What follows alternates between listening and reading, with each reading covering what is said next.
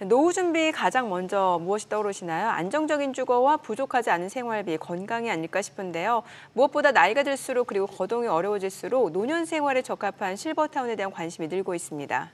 하지만 매달 들어가는 생활비가 녹록지 않아서 여유가 있는 분들만 지낼 수 있다는 인식이 있죠. 그런데 주택연금을 활용해서도 실버타운에서 지낼 수 있게 된다는데요. 새롭게 바뀌는 주택연금 함께 알아보시죠. 도움 말씀은 오늘 또 머니랜턴 홍승희 대표님 나와주셨습니다. 안녕하세요. 안녕하세요. 예, 홍 대표님 또 이제 오늘은 주택연금 설명해 주시러 오셨구나. 네, 맞습니다. 예. 아니, 예전에는 이제 집이 재산이고 뭐 또 한국인들 대부분의 뭐 일반인들 재산 다가 뭐 부동산이고 집 한 채고 뭐 이럴 때가 많았는데 이거 이제 자식한테 뭐 물려준다는 생각도 있었고 뭐 그랬습니다만 맞습니다. 그러다 보니까 주택연금을 갖다가 그렇게 선호하지 않았어요. 그랬어요. 근데 요즘은 자식들이 오히려 더 원한다고요. 네, 맞습니다. 네. 그 주택연금 먼저 좀 설명을 드릴까요? 주택연금은 우선 내가 사는 집에서 이 집에 거주하면서 평생 연금을 수령하는 제도입니다. 그래서 아마 오랫동안 직장 생활 하셨던 이제 5060 세대들이 요즘 가입을 굉장히 적극적으로 고려를 해보고 있다라고 하는데요. 아마 소득이 높고 많이 받을 때는 또 아이들 교육비 때문에 노후 준비를 제대로 못하신 분들도 많이 계실 거고 또 그나마 준비되어 있던 퇴직금, 우리 퇴직연금 제도를 막 해서 연금을 준비하기 위해 준비를 했지만 실제로는 결혼자금 등으로 이렇게 애들 결혼자금 이런 걸로 써버려서 노후 준비가 안 되어 있는 분들이 이제 가입을 많이 고민을 하고 있습니다. 왜냐하면 거주지를 바꾸지 않으면서 꽤 많은 연금액을 수령할 수 있기 때문인데요.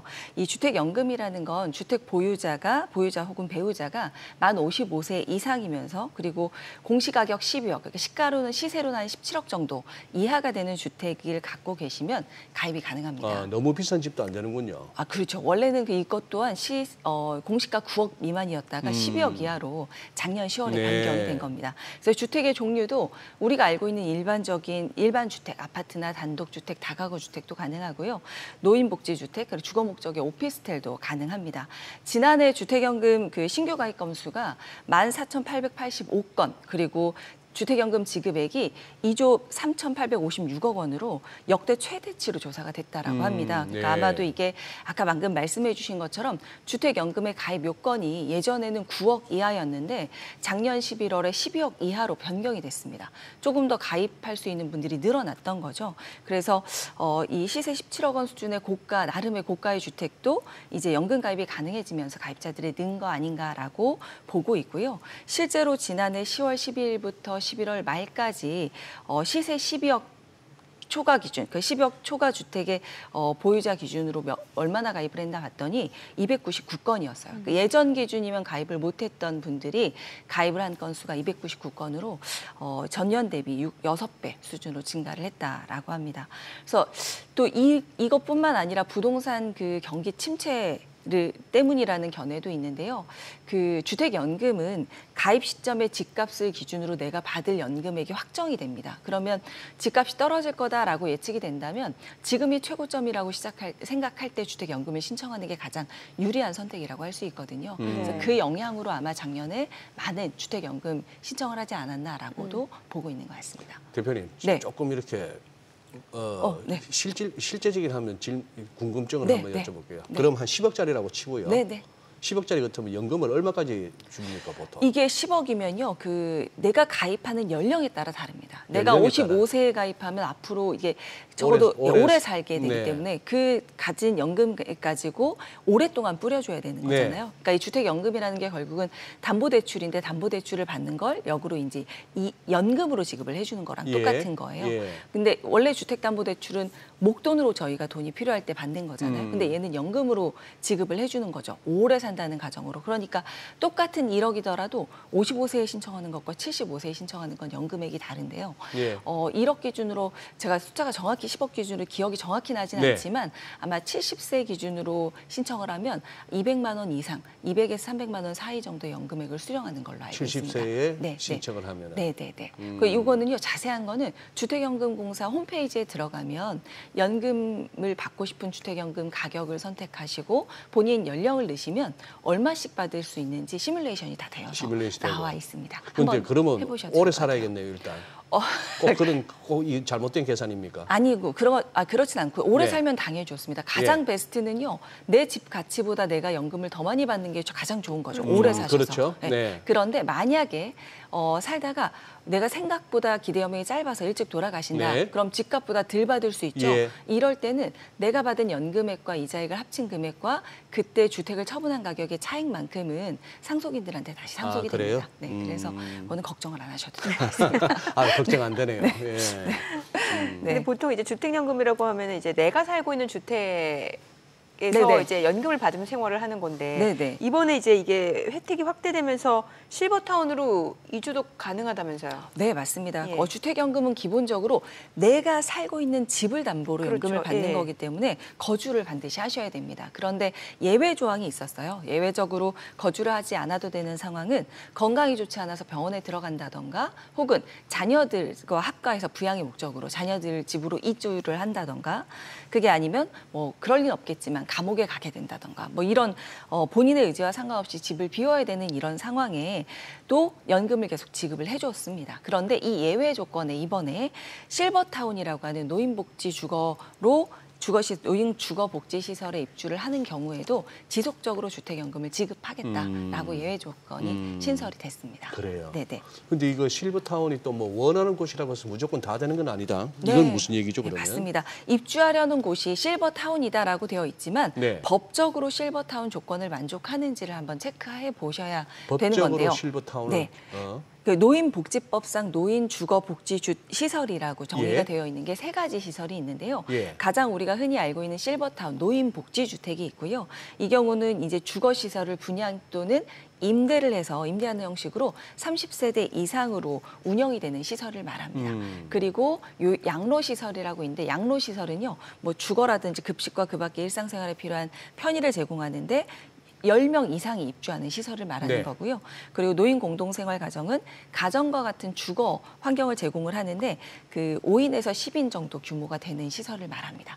요 법적인 요건 안에 들어가 있는 시설에 들어간 경우에는 예외 조건으로 인정을 해줍니다. 그러니까 무턱대고 내가 될 거야라고 해서 이주했다가 저 이사했으니까 주택연금 계속 나오는 거죠 하시면 안 되는 거고요.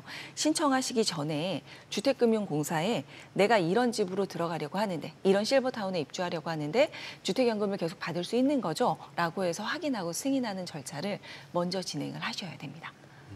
네. 그럼 이제 실버타운으로 이주하게 되면은 네. 이제 또 반대로 내가 살던 집은 그대로 남아 있는 거잖아요. 네네네. 이거 빈집 활용할 수 있는 거죠? 네, 활용할 예. 수 있습니다. 그러니까 내가 살던 집에서 내가 실버타운으로 만약에 들어간다. 그럼 내가 살던 집은 비어 있는 거잖아요. 그렇죠. 그래서 이거는요, 이제 세를 줄 수가 있습니다. 어. 그러니까 세를 주면 당연히 세 준 거에 대한 이자를 그렇죠. 뭐 월세를 받을 수 있는 거죠. 그런데 이거를 월세를 받을 수도 있고요. 그리고 전세를 받을 수도 있는데 단 주택연금을 내가 어떤 형식으로 가입했는지에 따라서 전세를 받을 수도 있고 어려울 수도 있습니다. 그러니까 주택연금이라는 게요. 우리가 전통적인 주택연금을 생각하면 저당권 방식이에요. 이게 무슨 얘기냐면 내 집을 담보로 대출을 해주는 건데 그걸 연금으로 뿌려주는 거니까 내 집에 저당권이 설정이 되어 있는 거죠. 근저당이 설정이 되어 있기 때문에 전세를 임대를 해주긴 쉽진 않을 거예요. 왜냐하면 전세 보증금 받기가 쉽지 않겠죠. 그런데 만약에 신탁 방식으로 한다면 전세로도 임대가 가능합니다. 그래서 신탁 방식의 주택연금이라는 게 이게 2021년에 새롭게 나왔거든요. 그래서 이 신탁 방식의 주택연금을 잠깐 설명을 드리면 주택연금 수령자가 자녀들의 동의를 받지 못해서 연금 수령을 계속 받지 못하는 걸 방지하기 위해서 도입이 된 거예요. 그러니까 그런 일이 왜 생겨라고 생각할 수 있지만 주택연금은 이제 부부 중에 만약에 한 분이 돌아가신다 하더라도 남아있는 배우자가 사망하실 때까지 연금을 지급해주는 방식이거든요. 그런데 이 주택의 소유자인 부부 중에 한 분이 돌아가시면 이 주택의 소유권이 이제 상속이 되잖아요. 예. 상속재산에 들어가서. 예. 그런데 배우자만 있는 경우가 아니라 자녀들도 있는 경우에는요. 네. 배우자랑 자녀들이 공동상속을 할 수도 있게 되잖아요. 근데 이때 공동상속을 하게 되면 주택연금을 이어서 받을 수가 없습니다. 이 주택의 명의가 오롯이 배우자 명의로 100%로 이전이 돼야지만 주택연금을 받을 수가 있거든요. 그래요? 그러니까 자녀들한테 주택에 대해서 상속받지 않기로 동의를 받아야지만 주택연금을 받을 수 있는 이런 실질적인 문제가 있었어서 그래서 이거를 신탁 방식으로 한다면 이미 명의가 주택금융공사로 넘어가게 되어 있어요. 네. 주택연금을 신청하는 시점에. 예. 그래서 만약에 한 분이 돌아가신다 하더라도 명의 변경 없이 지속적으로 연금을 받을 수 있는 게 신탁 방식 주택연금입니다. 그런데 이 경우에도 그럼 뭐야 명의가 넘어가 버리는 거잖아 라고 걱정하실 수 있지만 네. 걱정하지 않으셔도 되는 게 지금까지 받은 연금분을 공사에 상환을 하면요. 다시 이 주택을 명의를 받아올 수 있습니다. 아, 그동안에 받았던 네. 그러니까 받았던 대출을 상환한다라고 생각하시면 되겠죠. 연금액을 상환을 하시면 명의는 다시 받아올 수도 있는 겁니다. 저 네. 관련해서 또 세금 부분 어떻게 됩니까? 어쨌거나 연금은 받아도 소유는 예, 그죠. 예. 소유는 유지가 되는 거니까요. 기본적으로 재산세 재산세는요, 안 될 것 같지만 재산세는 일부 세금 감면이 있습니다. 그래서 주택연금에 가입하면 당해년도 납부해야 되는 재산세의 25%를 감면을 받습니다. 아, 그래요? 75%만 내면 되는데 단 조건이 1세대 1주택인 경우만 해당이 되고요. 그 주택 가격이 만약에 5억을 넘어간다면 네. 5억에 해당되는 분의 재산세 당해세에 대해서 25%를 감면이 되고 5억이 넘어가는 부분은 그대로 100% 내야 됩니다. 네. 저거는 우대형 주택연금 가입? 네. 뭐 또 우대형은 뭡니까 또? 우대형이라는 건 뭐냐면요. 그 주택연금을 가입하는 분이 이제 부부 중에 한 분이 기초연금 수급자 요건이 해당이 되시면 주택연금을 기본 그냥 일반 연금 대비 20% 정도 더 지급을 해주는 지급. 제도입니다. 그래서 주택연금 활성화를 위해서 이 우대형 주택연금을 가입할 수 있는 기준을 예전에는 주택가격 2억 이하만 가능했는데 2억 미만만 가능했는데 이번에 2억 5천 미만으로 상향을 했습니다. 6월 3일부터 적용이 되고요. 만일 76세 가입자다라고 생각하면 시세 한 2억 2천만 원 정도 주택으로 주택연금에 가입할 경우에는 일반 주택연금으로는 월 받을 수 있는 게 85만 3천 원씩 수령을 했다면 6월 3일 이후에 우대형 주택연금으로 2억 2천짜리 주택을 가입을 하시면 매월 받을 수 있는 금액이 97만 원으로 13.7% 정도 인상이 됩니다.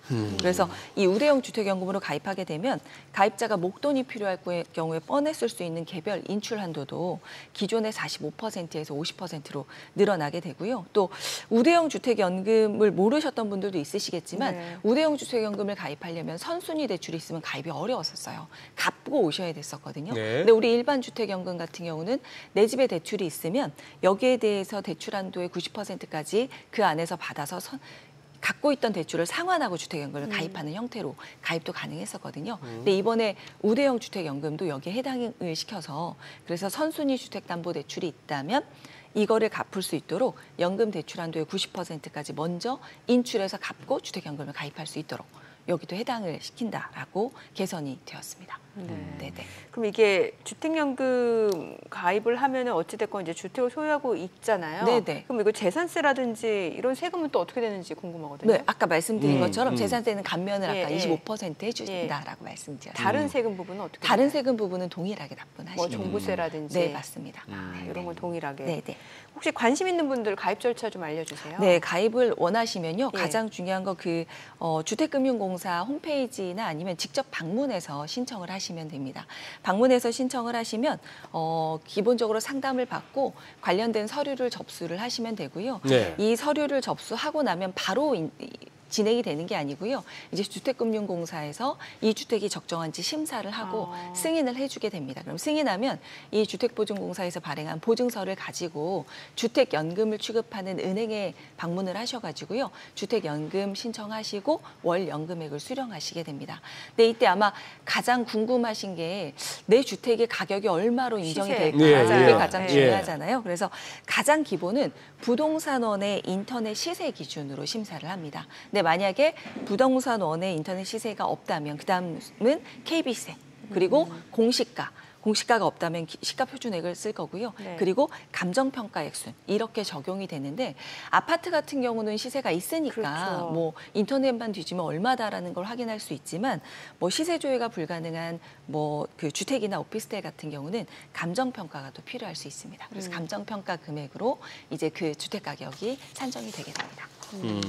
저희 궁금한 게 그럼 주택연금 네. 가입 시점, 나이 이거 좀 궁금하거든요. 언제쯤 가입하면 좋을까요? 그러니까 이게 55세 이상이면 다 가입이 가능합니다. 55세 네, 이상이면? 그러니까 네. 이거를 가교연금으로 내가 지금 50세 생각보다 빠르게 은퇴를 했는데 생활비가 부족하다.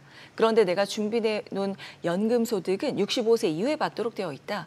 그러면 그 사이에 10년치의 가교연금을 활용하기 위해서 미리 주택연금을 신청하실 수도 있습니다. 그런데 아까도 말씀하신 것처럼 주택연금을 신청한 기간의 시점에 따라서 그렇죠. 나이에 따라서 받을 수 있는 연금액이 네. 달라지기 때문에 네. 그래서 가급적이면 뭐 65세나 70세 이후에 받으시면 더 많은 연금액을 수령하실 수 있는데요.